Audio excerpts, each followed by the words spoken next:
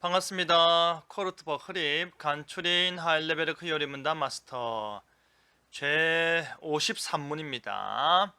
세례 우리 두 가지 성례에 대해 지금까지 살펴보았습니다. 그래서 그 두 성례가 우리에게는 있는데 은혜의 방편으로 주어진 성례가 그 중에 첫 번째 세례를 살펴보겠습니다. 세례의 증표는 무엇입니까? 답을 다 함께 읽을까요? 성부와 성자와 성령의 이름으로 우리에게 부어지는 물입니다. 증표. 세례가 무엇으로 증거되고 무엇으로 표시가 남냐, 흔적이 남느냐라고 할 때 그것은 우리에게 부어진 물이다. 성부 하나님의 성부와 성자와 성령의 이름으로 우리에게 부어지지만 그 부어지는 물 자체가 세례의 증표다. 세례 방식에는 좀 차이가 있습니다. 우리가 흔히 말하는 세례, 물을 뿌리거나 흘리는. 그래서 물을 손바닥에 담아서 물을 위에서 뿌리거나 이렇게 성부와 성자와 성령의 이름으로 하거나 물을 이제 손바닥에 담아서 위에서 흘리는 개념이죠.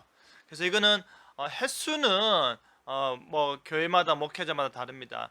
성부에 한 번, 성자에 한 번, 성령에 한 번 이렇게 세 번 하는 사람도 있고 성부와 성자와 성령의 이름으로 한 번 하는 사람도 있죠.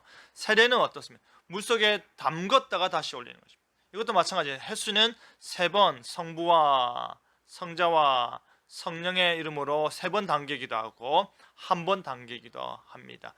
그래서 세례라는 것은 개교회에서 물을 담아둔 세례반에서 물을 이제 뿌리는 개념이고, 침례는 몸을 담그니까 교회 강대상 뒤편에 이제 그 침례식을 할 수 있는 그런 공간이 있는 교회에서는 그곳에서 하고, 혹은 강이나 바닷가 근처에 있는 교회들은 그곳에 직접 가서 강이나 바다에 들어가서 하기도 하죠. 그래서 방식은 이 두 가지이고 두 가지 다 개체교회에서 선택할 수 있다. 세례만이 옳다, 침례만이 옳다가 아닙니다. 둘 다 할 수 있다라는 것이죠. 53은 세례를 통한 약속과 인침은 무엇입니까? 세례가 우리에게 주어질 때 거기에 담겨진 약속은 뭐고 그것이 우리에게 인침, 우리 그에게 도장 찍어주는 게 뭐냐라고 할 때 다음 읽을까요? 예수 그리스도의 피와 성령을 통한 죄 씻습니다. 세례가 우리의 죄 씻음을 약속한다. 세례가 우리가 죄 씻음 받았음을 보증한다라는 것이죠. 실체와 표시는 어떤 관계이냐? 세례는 실체를 알려주는 표지판이다. 내가 죄 씻음 받았다라는 것을 알려주는 표지판이다. 세례 실체는 예수님의 보혈과 성령으로 말미암아 죄 씻습니다. 이 내가 죄 씻음 받았다라는 것을 보여주는 것이라 했습니다. 그래서 이 실체와 표시는 실체가 항상 우선인 것이죠. 그죠? 이것이 있기 때문에 표시가 있는 것입니다. 성령님의 역사로 죄 씻음 받은 사람이 세례의 표시를 갖는 거죠. 성령님의 역사로 우리가 중생했기 때문에, 믿음을 고백했기 때문에 세례를 받고자 하고 세례를 통해서 그것이 나에게 인침, 약속을 내가 얻는 거죠. 반대로 세례를 받으면 죄 씻음 얻는 과정은 절대적이지 않습니다. 무슨 말입니까? 믿음 없이 세례를 받을 수 있습니다. 그저 여러 상황 가운데서 부득이하게 그리고 무리에 휩쓸려서 세례를 받기도 합니다. 그렇다 하더라도 그 사람이 세례를 받았기 때문에 죄 씻음 받았다라고 하지 않는다라는 말이죠. 그 다음 볼까요? 55분. 그리스도께서는 어디에서 이것을 우리에게 약속하셨습니까? 답 다 함께 읽을까요? 세례를 제정하실 때 이렇게 말씀하십니다. 그러므로 너희는 가서 모든 민족 제자 삼아 아버지 아들과 성령의 이름으로 세례를 베풀고 믿고 세례를 받는 사람은 구원을 얻을 것이요 믿지 않는 사람은 정죄를 받으리라. 이 말씀을 통해서 우리가 세례가 제정돼 약속됐음을 알 수 있다. 마태복음과 마가복음 두 구절을 합하여 답을 하고 있는 거죠. 그래서 이것이 우리가 알고 있는 대위임령, 예수님께서 지상 대위임령, 우리에게 분부하신 명령이다. 그 명령은 첫째는 제자 삼는 것이죠. 그죠? 제자를 삼아서 어떻게 하는 겁니까?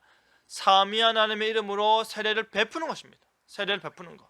삼위 하나님 이름으로 세례를 베풀고 이것을 이 받은 교훈을 지켜 행하는 자는 자신의 삶을 통해서 그 믿음으로 구원받았음을 확신하는 거고, 지키지 않는 자는 믿지 않는 자니까 정죄를 받게 되겠죠. 이 대위임령의 특징은 제자를 삼고 세례를 베풀고 지켜 행하는 것이다. 세례 받는 것을 끝나는 것도 아니고요, 그저 예수님을 전하는 것을 그치는 것도 아니고 제자를 삼아서 제자 삼은 자로서 세례를 베풀고 그 제자가 받은 교훈을 지켜 행할 수 있도록 하는 것이다.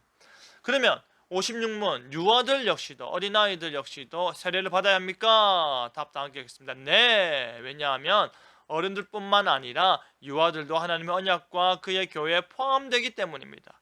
어린아이들도 하나님의 언약에 포함됩니다. 어린아이들도 하나님의 교회, 몸된 교회에 속하게 됩니다 라는 것이죠.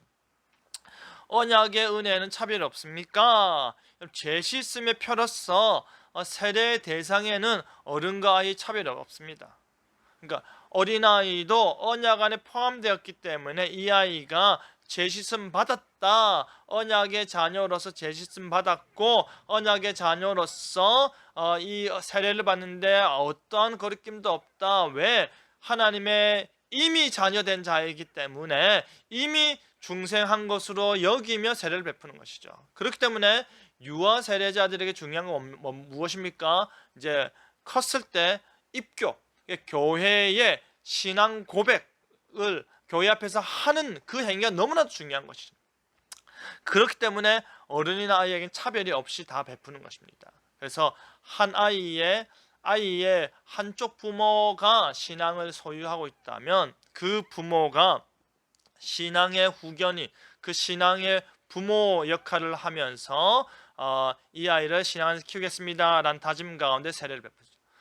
신앙의 삶에 따른 성찬 대상의 구별이 있죠. 은혜에는 세례 대상에는 차별이 없지만 성찬 대상은 구별이 있습니다. 무슨 말입니까?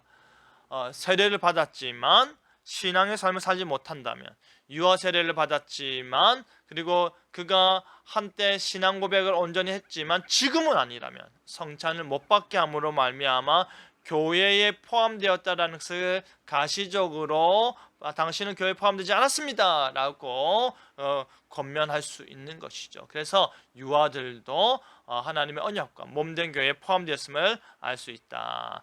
그러나 공식적으로 교회에서 세례교인, 이 유아 세례 받은 아이들이 입교했을 때 교회 회원으로서 성찬과 공동회를 참석할 수 있는 그 권한이 주어집니다.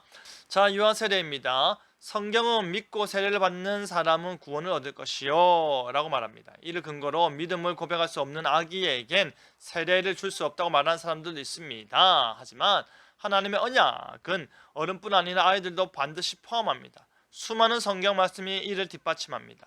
그죠? 오히려 결코 스스로 믿음 고백할 수 없는 아기에게까지 세례를 베품으로써 구원은 오직 하나님의 주권과 은혜로만 주어지는구나 확인할 수 있는 가장 언약적인 예식이죠. 할례도 8일 만에 할례를 베풀었을 때 그 아이가 우는 것으로 자신의 신앙을 고백했기 때문입니까? 아니죠.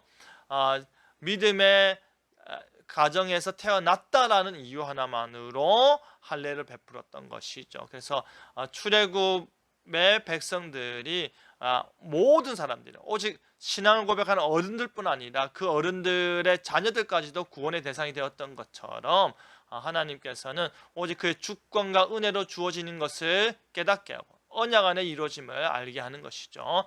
나의 고백 다 함께 읽겠습니다. 나는 세례 은혜를 믿습니다. 우리는 세례 교인이고 그리고 유아 세례자로고 그리고 곧 입교할 자로서 이 세례의 은혜를 사모하고 세례를 통한 죄 씻음의 그 약속과 그 보증, 인침을 늘 기억하고 나는 하나님 안에서 예수 그리스도의 보혈과 성령의 은혜 가운데서 하나님의 죄 씻음 받은 자녀다라는 것을 고백하는 여러분 되길 바랍니다.